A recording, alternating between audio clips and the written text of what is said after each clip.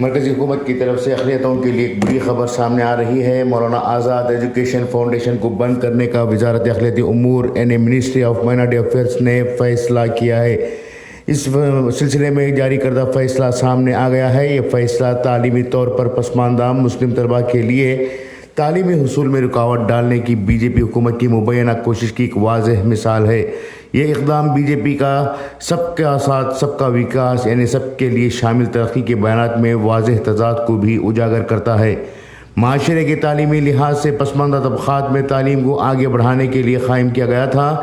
Maulana Azad education foundation حکومت ہند کی وزارت برائے اقلیتی امور سے مکمل فنڈنگ کے ساتھ کام کر رہی تھی۔ 6 جولائی 1979 کو سوسائٹیز رجسٹریشن ایکٹ کے تحت رجسٹر کے بعد فاؤنڈیشن نے تعلیمی با اختیار بنانے میں ایک اہم کردار ادا کیا ہے۔ اقلیتی وزیر کے انڈر سیکریٹری دھیرج کمار کی طرف سے 7 فروری کو جاری کردہ حکم سے بغیر کوئی ٹھوس دلیل پیش کیے فاؤنڈیشن کو اچانک بند کر دیا گیا ہے، جیسا کہ اقلیتی وزارت کے سرکولر میں بیان کیا گیا ہے۔ یہ سرکولر مبینہ طور پر سینٹرل وقف کونسل سے نکلا ہے، جو اقلیتی وزارت کے دائرۂ کار میں آتی ہے اور اقلیتوں کے لیے تعلیمی پروگراموں کی نگرانی کرتی ہے۔ فاؤنڈیشن ایک رضاکارانہ اور غیر منافع بخش تنظیم کے طور پر اقلیتوں کے ذریعے چلنے والی تعلیمی اداروں کے لیے اہم مدد فراہم کرتی رہی ہے۔ خاص طور پر مسلم اسکولوں کو فائدہ پہنچایا ہے، جنہیں اکثر دیگر اقلیتی گروہوں کے مقابلے میں فنڈنگز کے چیلنجز کا سامنا کرنا پڑتا ہے۔ خواجہ غریب نواز اسکل ڈیولپمنٹ ٹریننگ اسکیم اور Begum Hazrat Mahal national scholarship scheme جیسے اقدامات کے تحت فاؤنڈیشن نے اقلیتی نوجوانوں کے لیے روزگار کے امکانات کو بڑھانے اور مذہبی اقلیتوں کی ہونہار لڑکیوں کو اسکالرشپ فراہم کرنے کی کوشش کی ہے۔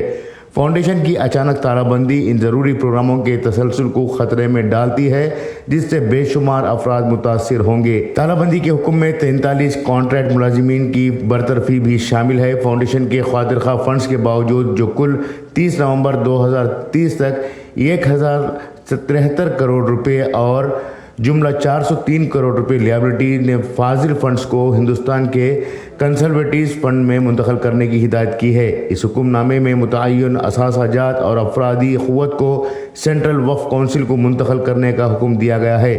ان ملازمین کی قسمت غیر یقینی ہے۔ بہرحال فاؤنڈیشن کی طرف سے چلائی جانے والی مختلف اسکیموں سے ہر سال ہزاروں مسلم طلباء اور سینکڑوں مسلم تعلیمی ادارے استفادہ کر رہے تھے، لیکن سب کا ساتھ سب کا وکاس کہنے والی نریندر مودی حکومت نے ایک مرتبہ پھر سے مسلمانوں کے ساتھ دھوکہ کیا ہے اور یہ واضح ہے۔ بیورو رپورٹ، انقلاب نیوز، نئی دہلی۔